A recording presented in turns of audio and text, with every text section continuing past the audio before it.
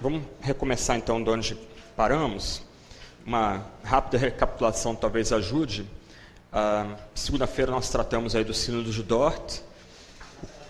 O que foi o Sínodo, o contexto histórico, social, etc, etc. E naquele primeiro encontro a gente traçou a diferença entre os chamados 5 pontos da remonstrância, ou 5 pontos do arminianismo, com a resposta elaborada pelo Sínodo, chamados 5 pontos do calvinismo. Na segunda-feira, nós falamos bem rapidamente sobre o fato de termos sido criados muito bons, Deus tendo nos criado em bondade original, em retidão original, só que também tratamos nossa queda, pecado original, nosso pecado pessoal, aquilo que os teólogos chamam de depravação total, incapacidade total, e também como o pecado polui o ambiente. Diferente da compreensão moderna, isso é um negócio que a gente tem que gravar na memória, não é o meio que contamina o ser humano, mas somos nós que poluímos o ambiente em que nós estamos. Como aquele rei do mito grego, Midas, nós temos o toque de Midas ao contrário, ele tocava e tudo que ele tocava virava ouro. Onde nós tocamos, se estamos em Adão, nós trazemos morte, corrupção, iniquidade, pecado, transgressão. Na quarta-feira, nós tratamos de 2 doutrinas muito difíceis, a doutrina da eleição incondicional e da doutrina da expiação definida, ou da doutrina da expiação particular. Então, de um lado, aqueles que chegam à fé porque Deus os amou de antemão, os escolheu, os predestinou para serem santos, irrepreensíveis, conformados à imagem de Cristo, e esses são reunidos em Cristo pelos quais Cristo morreu, ou são reunidos em Cristo que morreu por esses pecadores eleitos de antemão por Cristo. Tratamos bem brevemente da questão da reprovação. Então, a reprovação na Bíblia, esse decreto horrível, como Calvino diz no volume 3 das Institutas, tem a ver com Deus entregar a humanidade ao seu próprio pecado. Então, a humanidade, C.S. Lewis vai dizer isso, a humanidade é entregue à sua terrível liberdade, a liberdade de não conseguir parar de pecar, a liberdade de gostar de pecar. Então, nós tratamos disso na quarta-feira. Ontem eu fiz um salto, a primeira parte da aula hoje, logicamente deveria vir antes do que nós tratamos ontem, mas como era a matéria mais extensa, eu preferi mudar a ordem. Então nós falamos ontem sobre a nossa conversão, nós falamos sobre nossa resposta de fé, de arrependimento, que redunda em obediência radical a Cristo. Hoje, nós vamos tratar, nessa primeira parte, daquilo que os teólogos chamam de graça irresistível ou chamada eficaz. Curiosamente, para adiantar aqui o ponto, a Confissão de Fé de Westminster, o Breve Catecismo de Westminster, vai tratar essa doutrina do chamado eficaz, da vocação eficaz, da chamada graça irresistível, junto com a doutrina da regeneração. Eu quero tratar as 2 doutrinas juntas hoje. Se nós chegamos à fé, esse é o ponto da Bíblia, se nós chegamos à fé, se nós alcançamos arrependimento, é porque o Espírito Santo concedeu isso para a gente. Ele que derramou o dom da fé, o dom de crer e o dom de se arrepender àqueles que abraçam, que se chegam a Jesus Cristo. Isto é, como eu citei acho que na quarta-feira, nós não somos eleitos porque temos fé, mas porque fomos eleitos, nós chegamos à fé e ao arrependimento. E é o Espírito Santo que suscita isso na gente.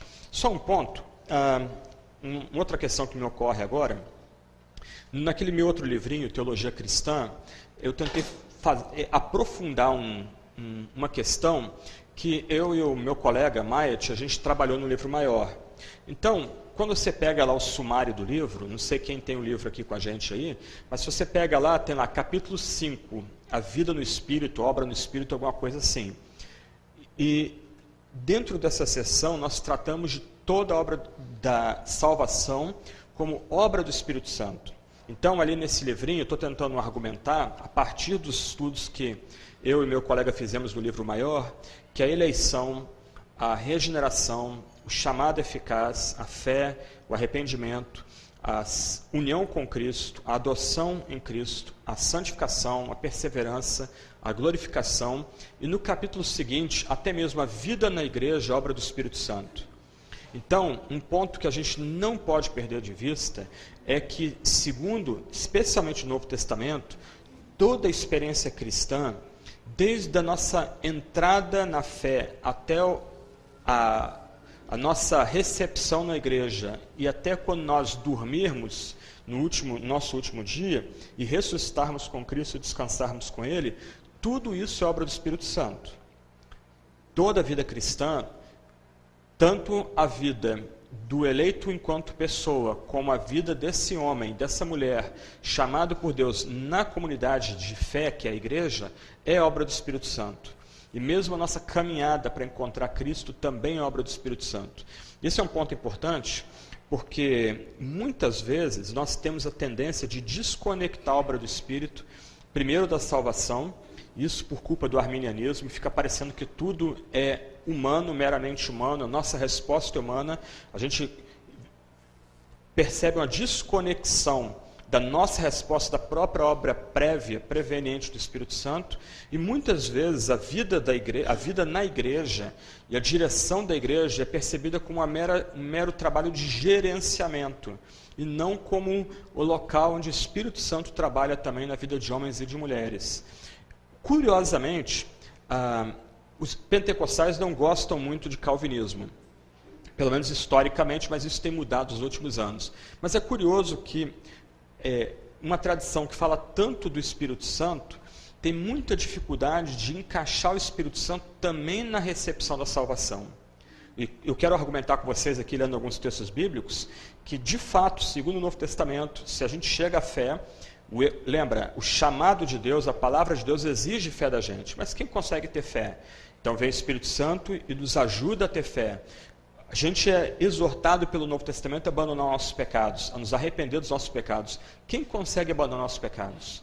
Quem consegue saltar por cima deles? Quem consegue de fato se desconectar daquela vida anterior de miséria, pecado e vício? Somente aqueles que têm o arrependimento concedido pelo Santo Espírito. A gente vai ler os textos bíblicos daqui a pouco. Ok, vamos trabalhar então com a questão da vocação e da regeneração. Lembrando então que tudo isso é obra do Espírito Santo. A gente tem que se alegrar que o Espírito Santo já trabalha na gente antes da gente ter consciência de que ele está agindo.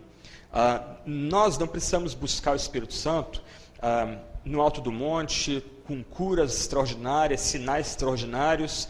Ok, se Deus quiser conceder esses dois para a gente, muito legal, a gente dá glória a Deus por isso. Mas se nós chegamos à fé, se nós chegamos ao arrependimento, é porque o Espírito agiu com poder entre nós. E eu vou citar um pouco a linguagem bíblica, mas já adiantando, é interessante que a linguagem bíblica da regeneração, do novo nascimento, da vivificação, remete-nos à linguagem da ressurreição de Cristo dentre os mortos e da própria criação dos céus e da terra em Gênesis 1. Em outras palavras, o Espírito Santo que agiu com poder na criação, o Espírito Santo que agiu com poder na ressurreição de Jesus entre os mortos, o Espírito que tirou Jesus entre os mortos, age com o mesmo poder para tornar os piores pecadores novas criaturas, homens e mulheres que agora creem em Jesus e se arrependeram dos seus pecados e vivem uma vida de contínua conversão e submissão ao Santo Espírito. Ok? Então vamos lá, Mateus capítulo 11.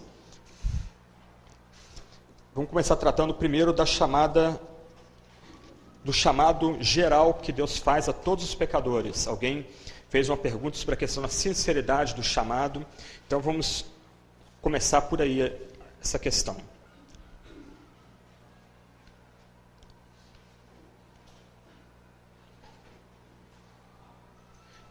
Essa primeira parte é o que os teólogos chamam de vocação geral ou chamado geral. Então vamos ler aí Mateus 11, versos 25 em diante, até o final aí, um texto que vocês conhecem bem. Aliás, antes uma palavra, quando eu estava falando sobre a questão de predestinação na quarta-feira, nós falamos um pouco sobre a questão de quanto mais luz, mais severo vai ser o julgamento. Logo antes, versos 20 a 24 desse capítulo 11, Jesus está tratando exatamente disso aí. Cafarnaum e Corazim e Betsaida vão ter um julgamento menos severo do que Tiro, Sidom, Sodoma e Gomorra. Por quê? Porque ainda que Tiro, Sidom, Sodoma e Gomorra fossem cidades muito, muito pecaminosas, elas não tiveram o privilégio de estar diante de Cristo. Cafarnaum viu Cristo e rejeitou Cristo. Ele ouviu a pregação de Cristo e rejeitou Cristo. Logo, Cafarnaum vai receber um juízo mais severo do que aqueles que não tiveram a luz de Cristo. Aí, imediatamente depois, nós temos uma declaração muito importante de Jesus aí. Verso 25. Vamos lá, vamos ler. Por aquele tempo, exclamou Jesus: graças te dou, ó Pai, Senhor do céu e da terra, porque ocultaste essas coisas aos sábios e instruídos e as revelaste aos pequeninos. Sim, ó Pai, porque assim foi do teu agrado. Tudo me foi entregue por meu Pai. Ninguém conhece o Filho senão o Pai, e ninguém conhece o Pai senão o Filho, aquele a quem o Filho quiser revelar. Vamos por partes. Nesses 3 versos aí que nós estamos lendo, 25 a 27, Jesus estabelece a liberdade que há entre o Pai e o Filho para se revelar a quem Ele quer revelar. Então Jesus está exultando, verso 25, dando graças. É um texto aqui análogo a 1 Coríntios capítulo 1, versos 26 em diante que lemos. Jesus exulta porque Ele se revela não aos sábios e instruídos, mas aos pequeninos. Uma ênfase na liberdade de Deus em se dar a quem quer e deixar passar ao largo aquele a quem não quer dar graça. Em verso 26 ele reforça isso, dizendo que o fato de Deus ter se ocultado aos sábios e instruídos e se revelado aos pequeninos foi do agrado do Pai. Verso 27, Jesus aprofunda a questão aqui. Jesus afirma que tudo foi dado ao Pai, ou ao Filho pelo Pai. E só é dado ao Pai, e só conhece o Pai e o Filho, aquele a quem o Filho quiser revelar. Então, nesses primeiros 3 versos, Jesus estabelece a liberdade de se dar a quem Ele quer e abandonar aqueles que Ele vai manifestar a sua justiça. Então, de um lado, o texto afirma aqui justamente a doutrina da eleição. Jesus elege os pequeninos e Jesus se oculta aos instruídos, aos sábios. Só que olha o que Jesus diz na sequência. Vinde a mim, todos estáis cansados e sobrecarregados, e eu vos aliviarei. Tomai sobre vós o meu jugo e aprendei de mim, porque sou manso e humilde de coração, e achareis descanso para a vossa alma, porque o meu jugo é suave e o meu fardo é leve. Em Jesus não há nenhuma incompatibilidade em se crer que aqueles que chegam ao Pai por meio do Filho é porque o Pai quis se revelar a eles, de um lado, e de outro lado, essa necessidade, essa compulsão divina de chamar todos os homens, todas as mulheres, a trocar de fardo com Jesus. Então, de um lado, o Novo Testamento estabelece um chamado geral a toda criatura, a todo ser humano. Nós lemos Romanos 10 na quarta-feira, e o argumento de Paulo em Romanos 10 é que a pregação é absolutamente necessária para que um pecador, para que um eleito chegue à fé. Então, de um lado, a Bíblia estabelece muito fortemente a necessidade de que, com sinceridade, para usar a palavra da pergunta de ontem, com paixão, com graça, com força, o Evangelho seja anunciado a todas as pessoas, porque no final, olhando os versos 25 a 27, somente o Pai, o Filho e o Espírito Santo, no seu concerto divino, sabem aqueles que foram, aos quais serão revelados esses benefícios, essas bênçãos que vêm do Pai por meio do Filho. Então, um primeiro ponto, quando a gente pensa na doutrina da graça irresistível, do chamado irresistível, é que o chamado irresistível inclui um chamado a todo homem, toda mulher. Só que, como o próprio Novo Testamento estabelece, esse chamado, essa pregação, que é o chamado, ela cumpre somente 2 propósitos.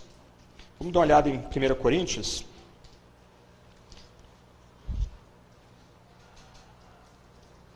Capítulo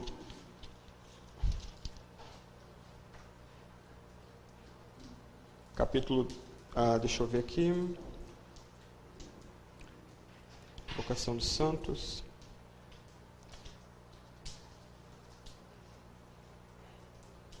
Só um minutinho só.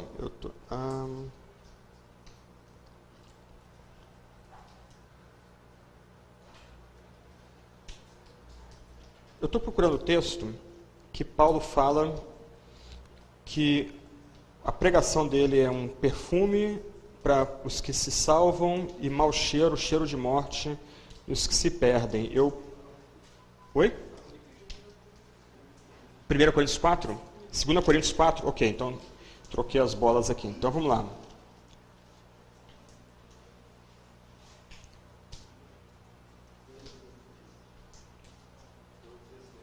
Dois 16? Peraí, 2 Coríntios 2,16, né? Isso, 2,14 em diante, né? Isso, 2 Coríntios 2, 14 até 17. Olha o que o texto diz aí.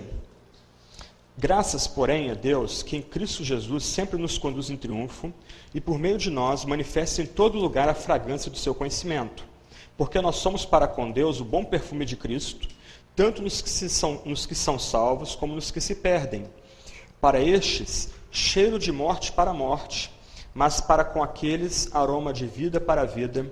Quem, porém, é suficiente para essas coisas? Porque nós não estamos, como tantos outros, mercadejando a palavra de Deus, antes, em Cristo, é que falamos na presença de Deus com sinceridade da parte do próprio Deus. O que Paulo está estabelecendo aí? Qual é o ponto de Paulo aí? A chamada geral é a chamada da pregação. Nós temos que pregar a todo homem e toda mulher. Nós pregamos a todo homem e toda mulher, nós convidamos todo homem e toda mulher para vir a Cristo, para trocar de jugo com Cristo, porque no final só Deus, o Filho, o Espírito, sabem quem virá, quem responderá. Mas do outro lado, o que a gente tem que ter em mente é que o Novo Testamento já ensina que quando a palavra é pregada, quando o Evangelho é anunciado, e Paulo aqui não está falando apenas da pregação formal no púlpito, ele está falando do anúncio do Evangelho, só vai haver dois únicos resultados: quebrantamento e endurecimento. Uns, a pregação é como um perfume para a vida. Para outros, a pregação é um cheiro de morte e vai conduzir esses à morte porque eles são endurecidos ou se endurecem por conta da pregação. Não há nenhum outro meio termo na pregação. Por isso que o anúncio do Evangelho tem que ser feito com muita seriedade, com solenidade. O anúncio do Evangelho tem que ser feito de forma decisiva, não pode ser leviana. A gente não pode brincar com isso, porque se de um lado Deus elege os seus, Deus atrai para si os piores pecadores, do outro lado, a exemplo de Jesus, nós somos comandados a anunciar o Evangelho para todo ser humano, convidar todo ser humano a beber da fonte da vida, a provar o pão que desce do céu, a vir a Cristo, a trocar de jugo com Cristo, mas lembrando que sempre que nós abrimos nossa boca para falar das boas novas, essa palavra só vai produzir dois efeitos, só dois efeitos. Por isso que não é pouca coisa anunciar o Evangelho. Por isso que, especialmente no que se refere à pregação e ao ensino, só deve fazer isso quem foi chamado pelo próprio Deus para fazer. Um aventureiro, uma pessoa que não tem um dom espiritual para pregar ou para ensinar, não deve fazê-lo, porque vai ser um desastre. Do outro lado, mesmo nas nossas conversas sobre Jesus, em casa, na escola, no trabalho, a gente tem que fazê-las em solenidade, porque elas ou são cheiro para a morte, ou são perfume para a vida. Okay? Então esse é o primeiro ponto da chamada doutrina da vocação, doutrina do chamado. Então você é exortado pelo Novo Testamento a apresentar o chamado de Deus a todos os homens com paixão, com garra, com sinceridade. Vinde a mim, todos. Só que interessante, já é incluído no texto aquela mesma noção que eu trabalhei com vocês na quarta-feira. Vinde a mim, todos os que estáis cansados e oprimidos. Lembra, eu falei que o Novo Testamento nunca chama pessoas a Cristo baseado no amor geral de Deus. Deus ama todos, Cristo ama você, então venha a Cristo. Não, Cristo ama pecadores. Deus ama pecadores. A mesma coisa aqui, vinde a mim, todos estáis cansados e sobrecarregados. Quer dizer, ainda que Jesus convide livremente todas as pessoas, só virá a ele quem? Aqueles que se entendem cansados, oprimidos, em busca de alívio. Então, o convite geral que a gente tem no Novo Testamento, esse convite geral de Jesus aqui, não é um convite sem implicações sérias. Ele já tem no seu escopo, no seu bojo, uma exigência de reconhecer-se como cansado, como oprimido, para encontrar alívio de Jesus. Em outras palavras, o incrédulo lê o texto, vinde a mim. Puxa, o Salvador convidando. Mas eu tenho que reconhecer que eu estou cansado e sobrecarregado, e que eu preciso alívio dele. Eu preciso entender que eu tenho que trocar de jugo com ele. E que ainda que ele coloque uma canga sobre mim, a canga dele é uma canga que me traz descanso e é suave e vai me dar refrigério. É uma canga leve. Quer dizer, em outras palavras, ao mesmo tempo que eu me reconheço cansado, oprimido, eu recebo esse convite. Do outro lado, eu me coloco debaixo da autoridade daquele que me convidou. O que nós vimos ontem, a fé e arrependimento, elas têm que desembocar na obediência radical, num segmento radical de Jesus Cristo. Então, esse é o primeiro ponto, chamada eficaz. A chamada geral. Então, o Novo Testamento nos instrui, nos comanda a convidar homens e mulheres para chegar à fé. Como ouvirão se não há quem pregue? Como crerão?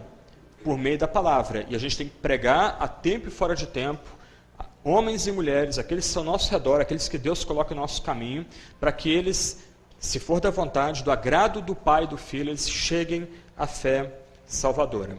Ok, vamos passar então para o segundo ponto aí, que é a chamada eficaz.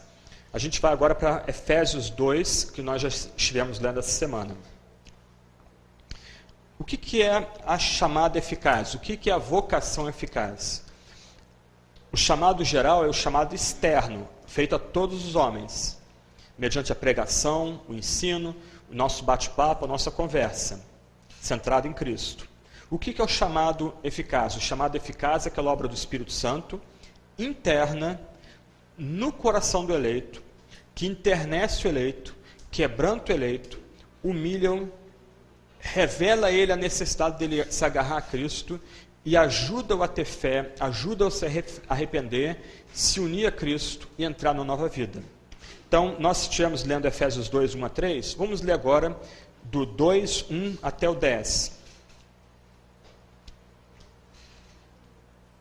Ele vos deu vida, estando vós mortos nos vossos delitos e pecados, nos quais andastes outrora, segundo o curso deste mundo, segundo o príncipe da potestade do ar, do espírito que agora atua nos filhos da desobediência, entre os quais também todos nós andamos outrora, segundo as inclinações da nossa carne, fazendo a vontade da carne e dos pensamentos, e éramos por natureza filhos da ira, como também os demais. Uma situação desesperadora. Como homens e mulheres, descritos dessa forma, podem chegar à fé? Como homens e mulheres, mortos em delitos e pecados, escravos do mundo, do diabo, da carne, encerrados para o dia da ira, podem chegar à fé? Como uma pessoa descrita assim pode escolher Jesus? Como uma pessoa assim pode usar o seu livre-arbítrio para entrar numa relação nova com Deus? Impossível. É necessário que haja um chamado interno, é necessário que haja uma obra poderosa do Espírito, levando essa pessoa a abraçar Jesus. Continuando o texto. Mas Deus, sendo rico em misericórdia, por causa do grande amor com que nos amou quem? Capítulo 1, verso 4, aqui, nos escolheu, nos predestinou. Verso 7, temos a redenção, a remissão dos pecados. Verso 11, fomos feitos herança, predestinados. Esses foram os amados. Verso 5, estando nós mortos nos nossos delitos, nos deu vida juntamente com Cristo, pela graça sois salvos. E juntamente com Ele nos ressuscitou e nos fez assentar nos lugares celestiais em Cristo Jesus, para mostrar nos séculos vindouros a suprema riqueza da sua graça, em bondade para conosco em Cristo Jesus. Porque pela graça sois salvos mediante a fé, isso não vem de vós, é dom de Deus, não de obras para que ninguém se glorie, pois somos feitura dele, criados em Cristo Jesus para boas obras, as quais Deus de antemão preparou para que andássemos nelas. A gente tem que prestar atenção na sequência aqui. Versos 1 a 3, Paulo está descrevendo o que nós éramos antes da nossa conversão. Ixi, o pessoal está se molhando ali no canto.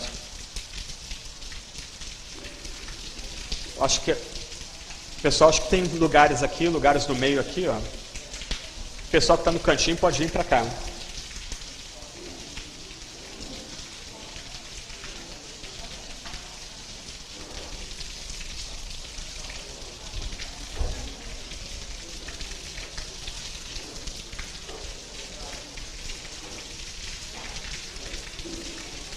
Tem lugar aqui também, se alguém quiser.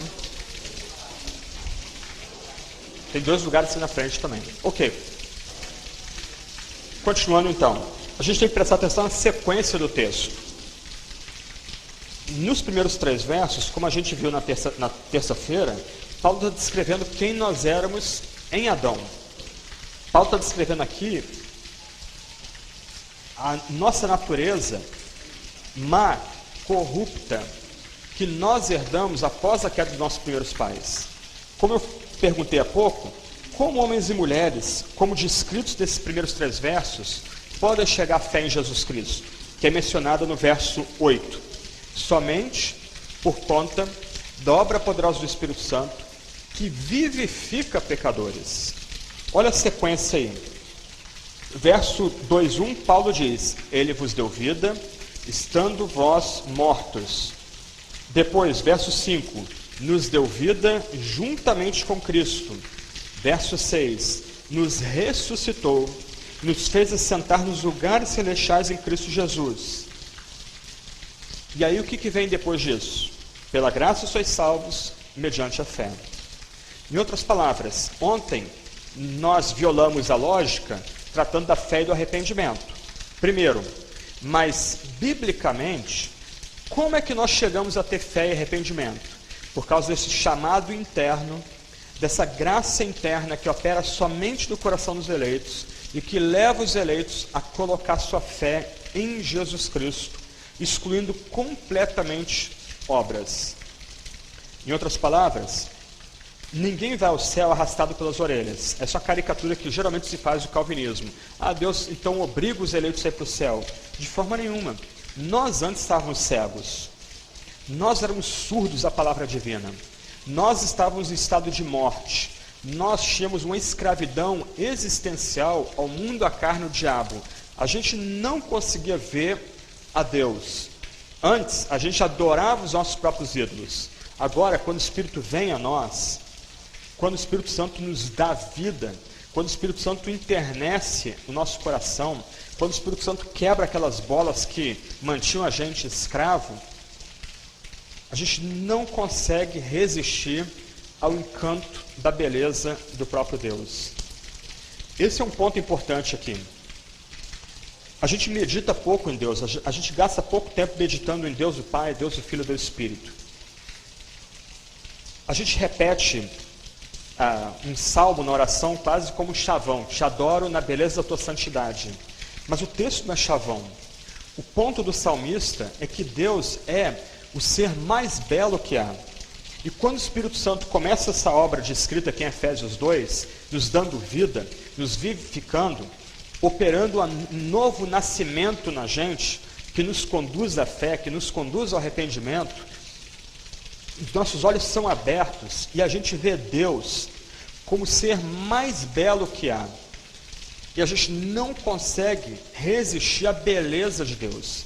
A gente não consegue resistir ao fato de que o nosso Deus, Pai, Filho e Espírito Santo, é o Criador, é o Reconciliador, é o Redentor.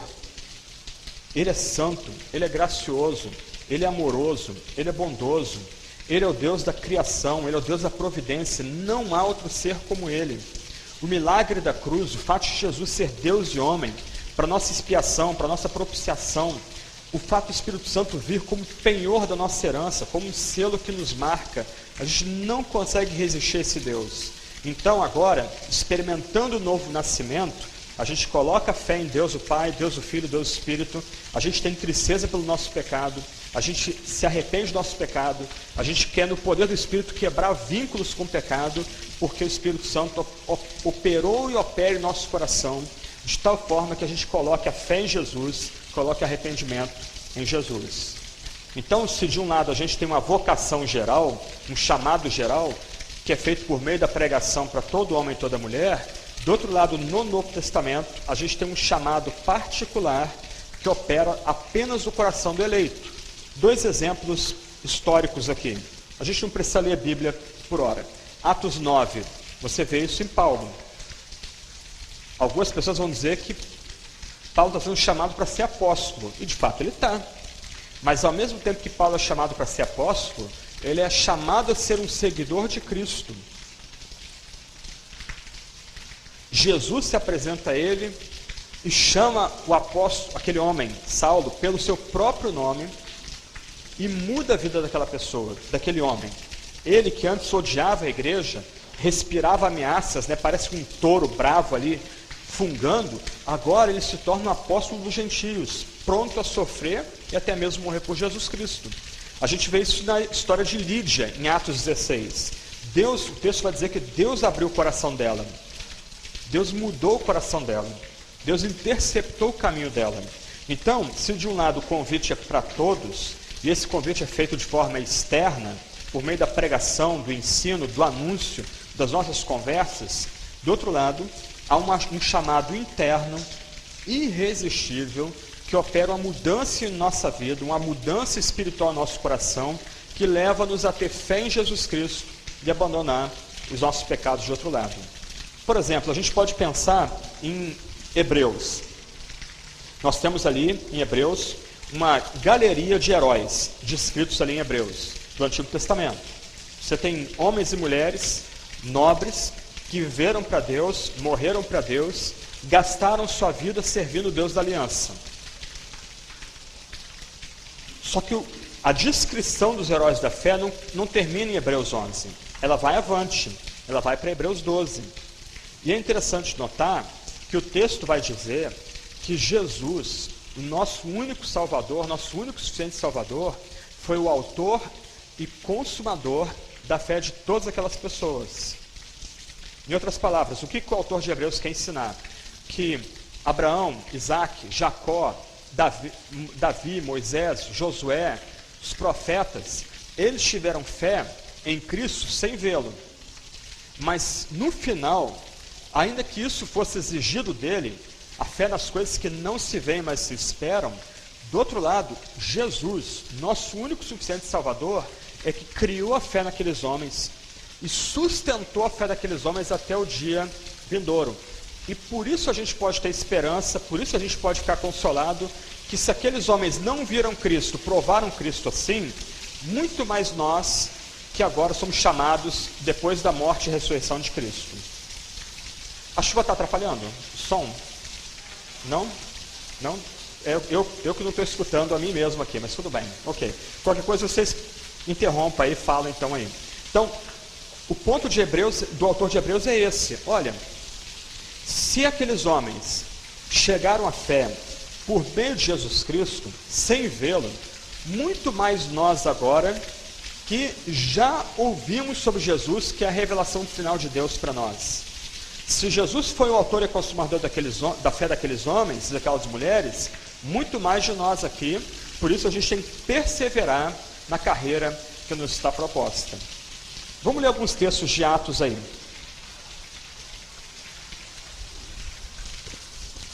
Atos é um livro evangelístico.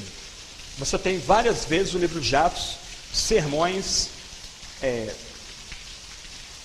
frases menores, exortando as pessoas a crer, chamando pessoas ao arrependimento, judeus e gentios. Então, aparentemente, Atos seria um livro de ação, mas Atos também ensina algo a respeito do que a gente está tratando aqui. Por exemplo, vamos saltar alguns versículos aí, Atos 5:31, para começar.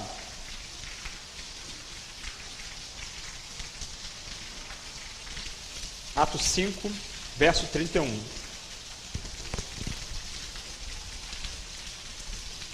Todos acharam aí? Ok?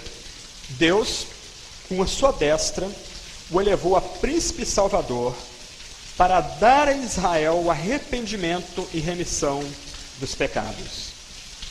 Atos é um livro evangelístico. Você tem vários sermões no livro de Atos.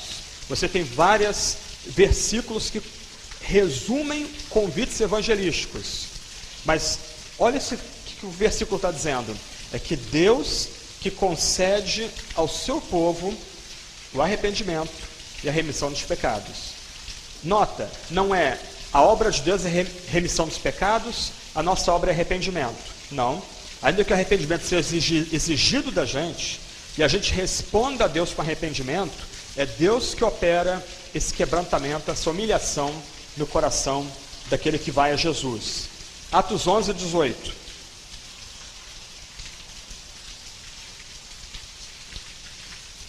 Atos 5 vem depois de 2 sermões de Pedro. Atos 11 vem depois de um sermão de Pedro a Cornélio. Olha o que o texto diz. Pedro está se justificando a liderança da igreja. Então a liderança da igreja, ouvindo eles essas coisas, apaziguaram-se e glorificaram a Deus, dizendo: assim, pois, Deus concedeu aos gentios o arrependimento para a vida. Pedro pregou a Cornélio. Pedro chamou Cornélio à fé e ao arrependimento. Cornélio e a sua casa abraçaram o evangelho. Mas do outro lado, a compreensão dos discípulos, dos apóstolos, o entendimento da liderança da igreja, é que Deus concedeu arrependimento para Cornélio e os seus, que abraçaram Jesus Cristo. Atos 13, 48.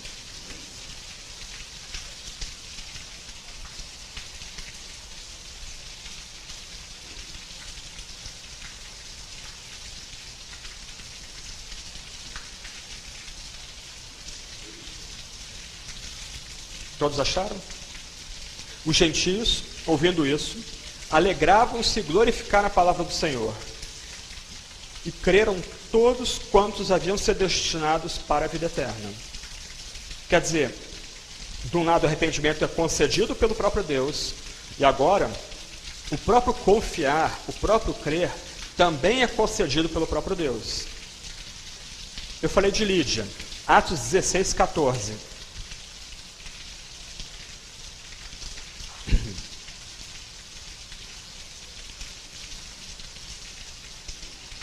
Atos 16, 14. E certa mulher chamada Lídia, vendedora de púrpura da cidade de Tiatira, e que temia a Deus, nos escutava, e o Senhor lhe abriu o coração para entender as coisas que Paulo dizia. Qual é o ponto aqui? Um livro de história, Atos, um livro cheio de sermões evangelísticos, cheio de narrativas evangelísticas, afirma consistentemente e fortemente que tanto o arrependimento como o crer é obra do próprio Deus. É Deus que abre o coração de pecadores. Por isso, eu acho que foi na quarta-feira, eu estava tentando destacar para vocês a necessidade da gente depender do Espírito na evangelização. Nossa tarefa é pregar, a nossa tarefa é anunciar no púlpito, na escola dominical, em casa, fila do banco, não importa. Mas do outro lado, enquanto a gente está falando de Jesus, nós estamos implorando para que o Espírito Santo opere com poder naquela vida, abrindo os olhos daquela vida, daquela pessoa, e se for da graça de Deus, da vontade livre de Deus, que Deus conceda àquela pessoa a vida eterna, dando a ela arrependimento, dando a ela fé, abrindo o coração dela para o próprio Deus. Mais um texto aí, Atos 18, 27.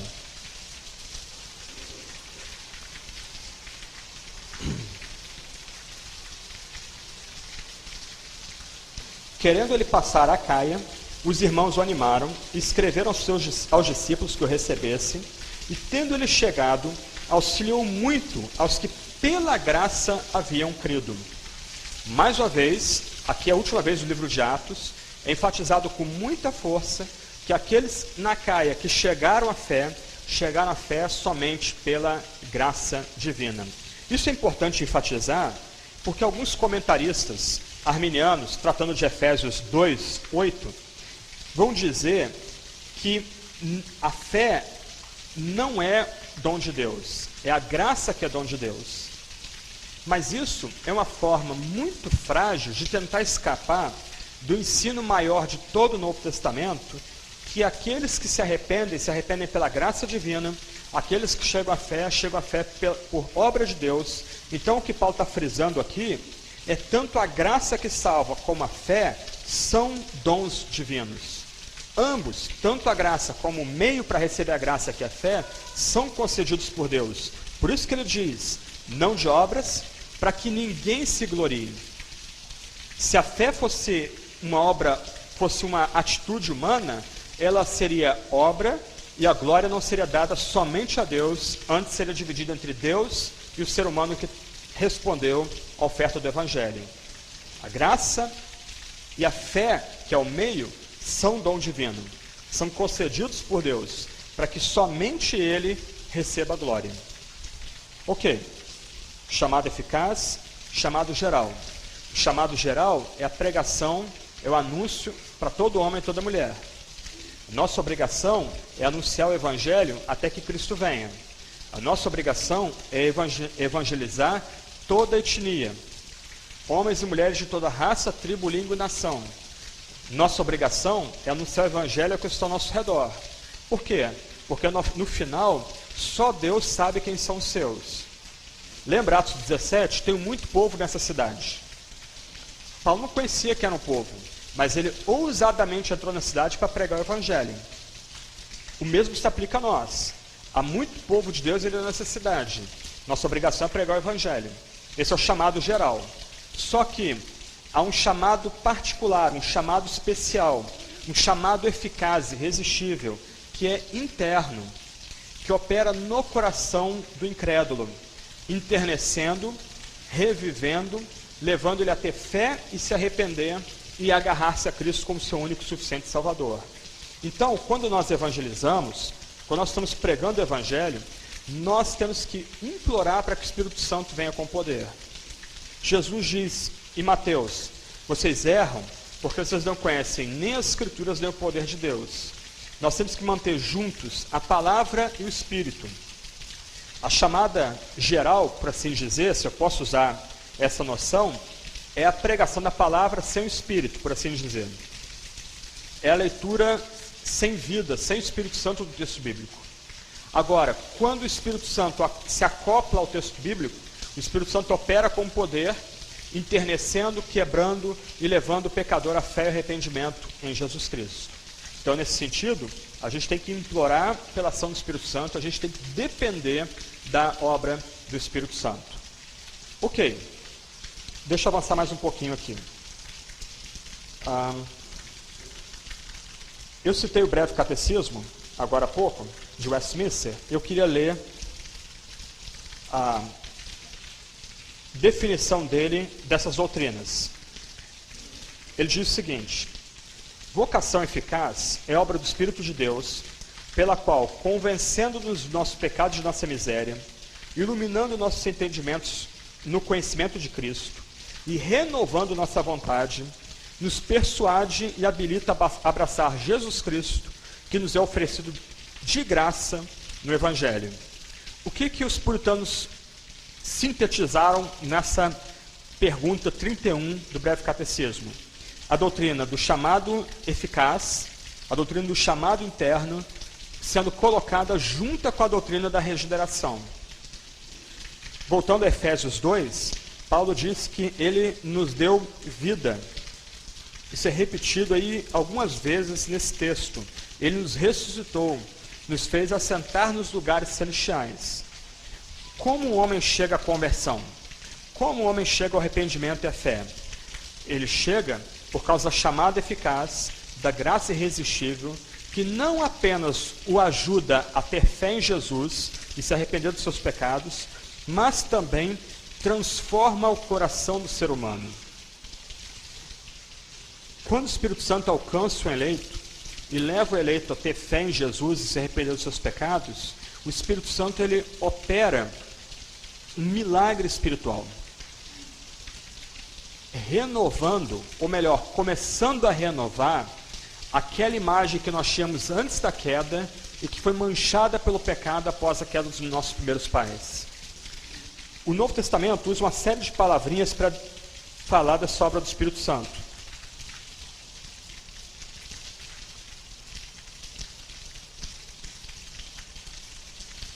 Deixa eu só achar aqui no computador aqui.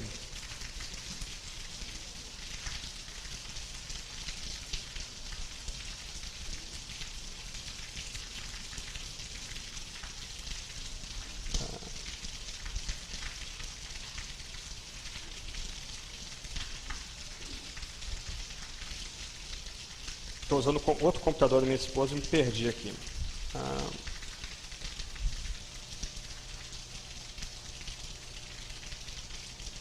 Só um minutinho só.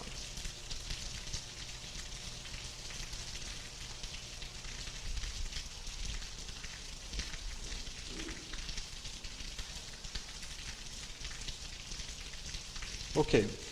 As palavras que o Novo Testamento ensina ou usa para falar da regeneração são novo nascimento, nova criatura, ressuscitar, renovação no espírito e na mente, morte para o pecado e vida para Cristo, despir-se do homem velho e vestir-se do homem novo, enxerto em novo tronco, implante da semente divina no coração e participar da natureza divina.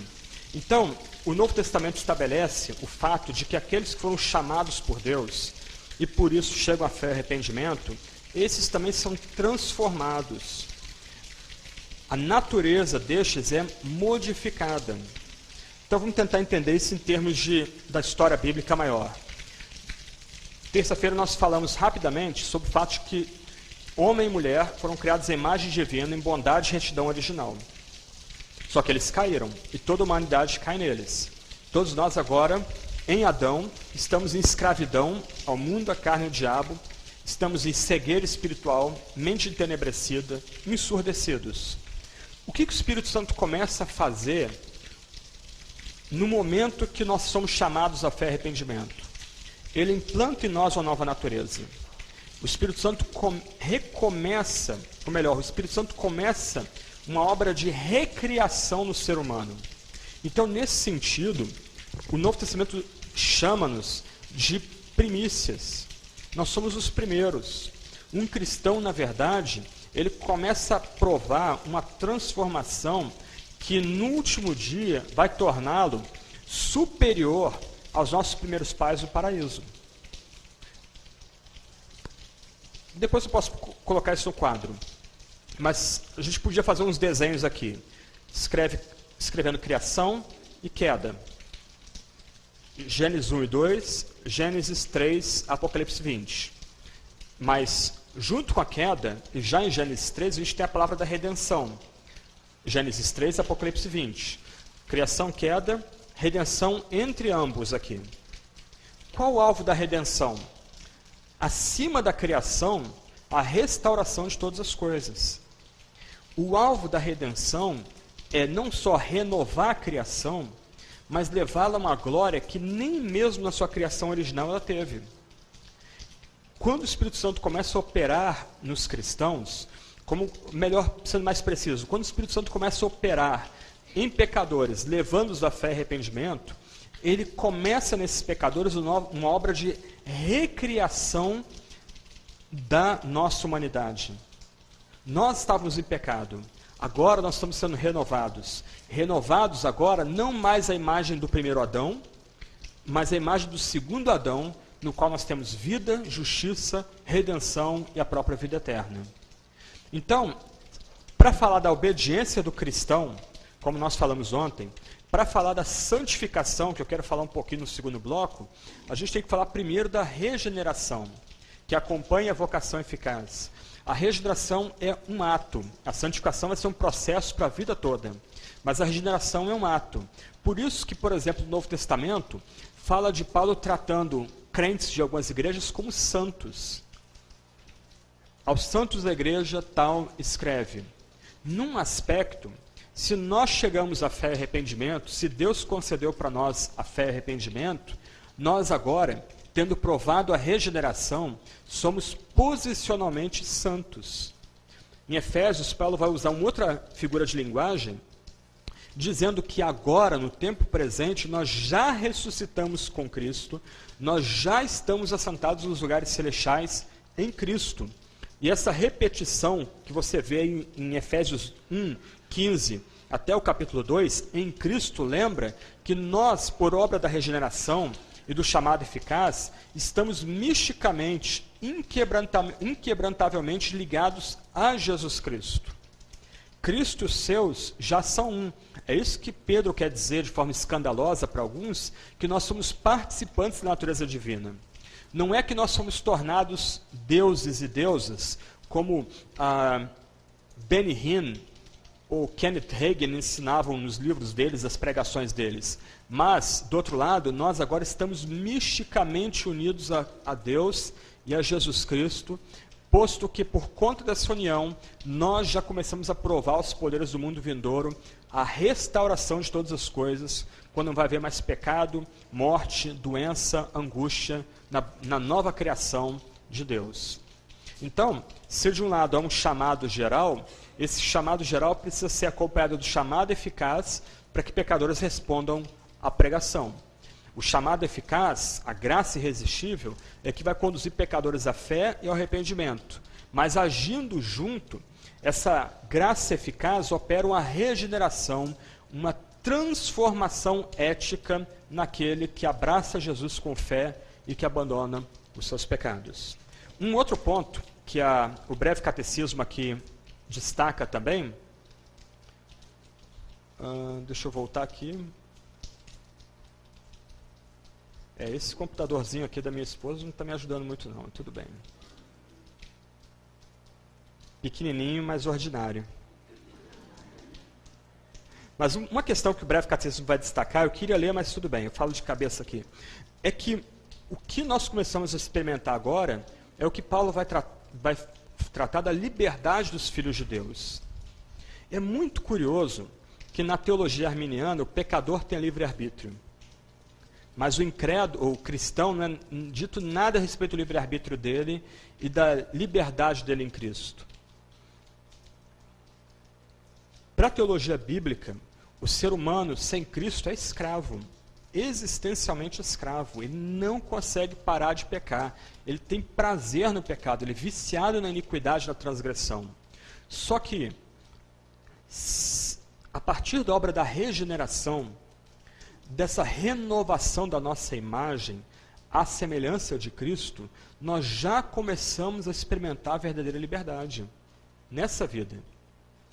Nós começamos a triunfar sobre o pecado. Nós começamos a dizer não para o pecado. E a simplificação arminiana não consegue entender isso. Antes nós éramos escravos. Agora, um paradoxo.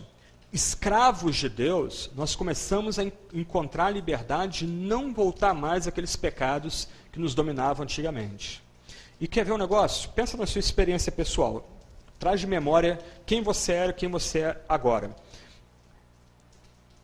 Talvez a experiência de alguns aqui seja de ruptura completa.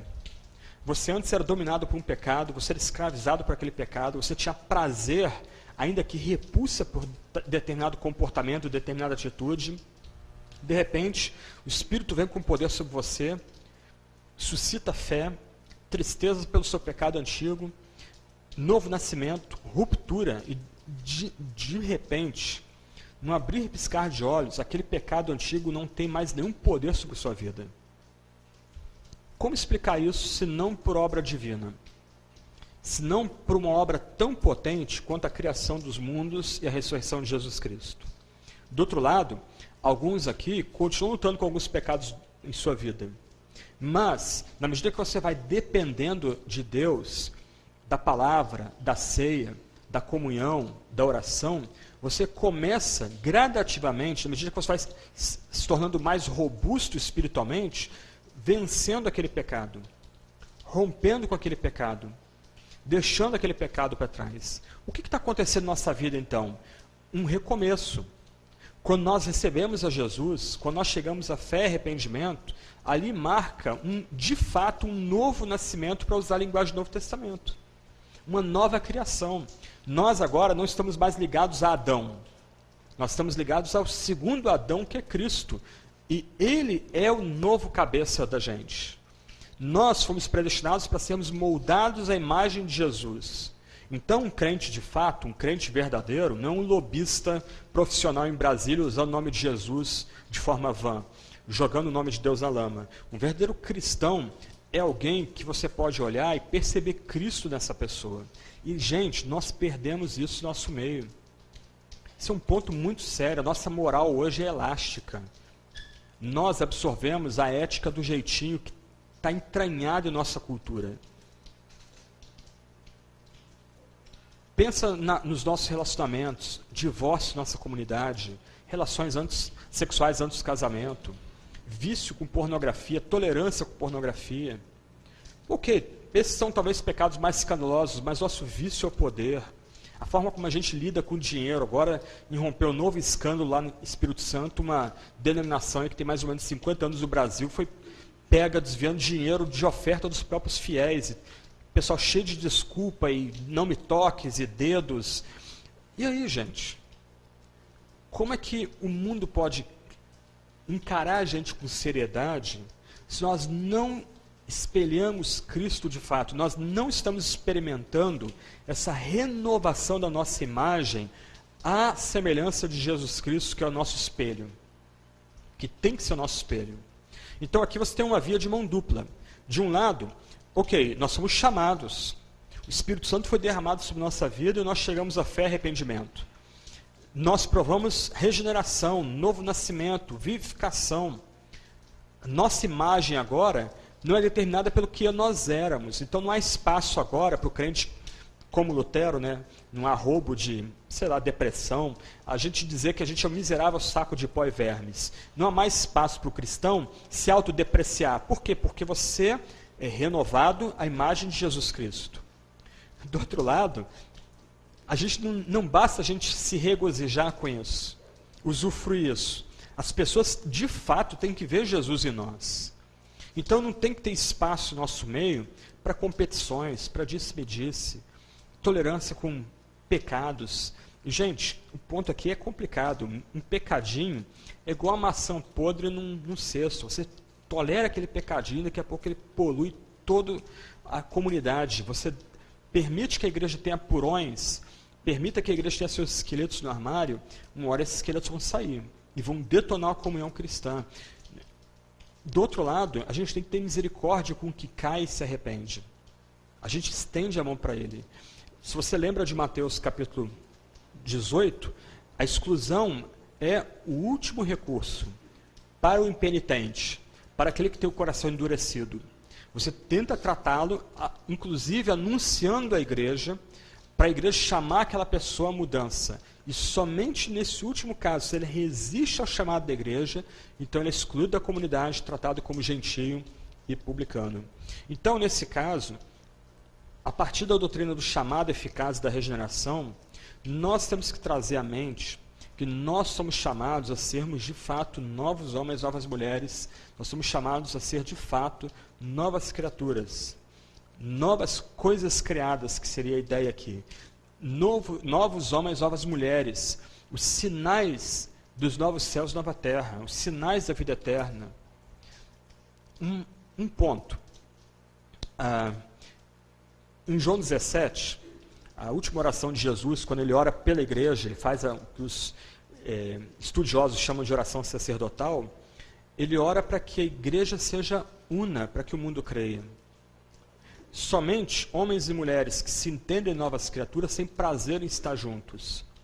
E no mundo com tantas vozes, um mundo com tantas mensagens, um sinal poderoso da verdade do Evangelho é nossa união em Cristo. Eu amo teologia, gosto demais de teologia, eu gosto de conceitos, trabalhar ideias, etc, etc. Mas um evento chave para atrair pecadores à fé é por meio da nossa união na igreja. Então, para mostrar, para dar um sinal sociológico para o incrédulo de que nós, de fato, somos novos homens, novas mulheres, o reino de Deus na terra, a antecipação dos novos céus e nova terra, a gente tem que investir duro em passeios, encontros, churrascos, pelo prazer de estar junto. Uma aplicação prática aqui. Não como armadilha. Vamos ter um churrasco aqui, lá no meio do churrasco tem pregação. Não, vai ter um churrasco nosso aqui, vai ter só oração. Vai ter um tempo de brincadeira, jogar trunfo, ping-pong, ok, uma oração para dar graças, e depois só brincadeira, riso, comida. Quando a gente começa a mostrar para o incrédulo que nós somos capazes de, por conta da regeneração, ter amizade verdadeira, relacionamentos reais, significativos e profundos, o incrédulo começa a vir, se converter, por causa do nosso testemunho, e depois ele começa a entender o Evangelho. Então, nós precisamos redescobrir o poder da doutrina da regeneração, o significado dessa doutrina. Ela não é uma mera mudança intelectual, ela é uma mudança completa, de fato, vivificação, regeneração, novo nascimento, união com Deus e com Cristo, ressurreição. E o que isso implica? Implica uma transformação do nosso ser, na medida que pessoas começam a olhar para a gente e ver nos espelhos de Cristo. E na medida que o povo lá fora começa a ver entre nós uma comunidade de fato. Lá fora, gente, não existe comunidade. Lá fora, é cada um por si, Deus por todos. É um pisando no outro. No ambiente de trabalho, no ambiente de faculdade, de escola, competição, muitas vezes desleal, erosão da ética. Mas aqui dentro a gente pode ser alguma coisa diferente por conta da obra do Espírito Santo, não só dando arrependimento e fé, mas também renovando a imagem com a qual fomos criados. Aqui dentro a gente pode dar um testemunho que o mundo não tem como reproduzir. A seita não tem como reproduzir o que a igreja de verdade pode oferecer para o mundo. Aliás, ontem eu falei um pouco sobre o culto. Quando nós temos culto significativo, a gente não quer deixar de ficar junto. Vocês já experimentaram, alguns de vocês já devem ter experimentado isso. Tem aquele culto bacana, boa pregação, boa música, boa oração. Poxa, hoje foi culto, hoje foi celebração. O pessoal não quer sair da igreja. O pessoal não quer deixar a igreja.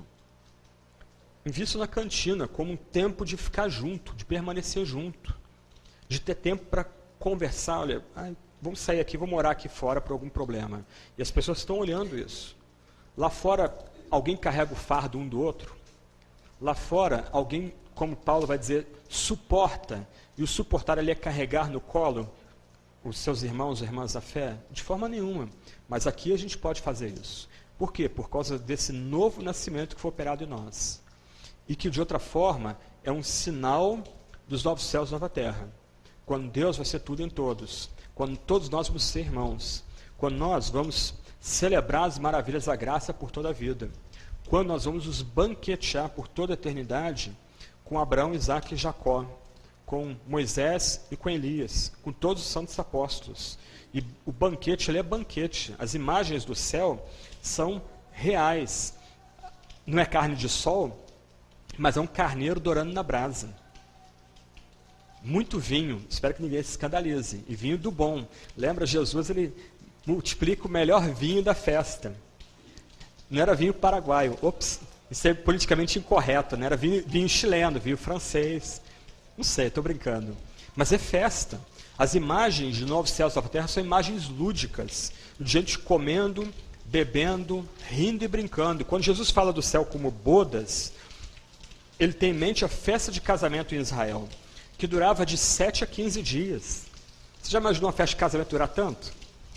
E essa é a imagem que Jesus traz para falar de céu. Nós podemos começar a experimentar o céu aqui na terra, a partir do entendimento da doutrina da regeneração e do chamado eficaz. Onde o Espírito Santo não só dá fé e arrependimento para a gente, mas o Espírito Santo muda a nossa natureza. Nós não conseguimos mudar as nossas pintas. Né? Lembra do profeta, né? O leopardo consegue tirar a sua própria pinta. O Espírito Santo faz isso pela gente. Ele muda a gente. Ele infunde em nós uma nova natureza. Ele nos vivifica de fato, novos homens, novas mulheres em Cristo. Ok? Pastor Clayton. Depois do intervalo a gente fala de perseverança, santificação e perseverança e um pouquinho de glorificação também.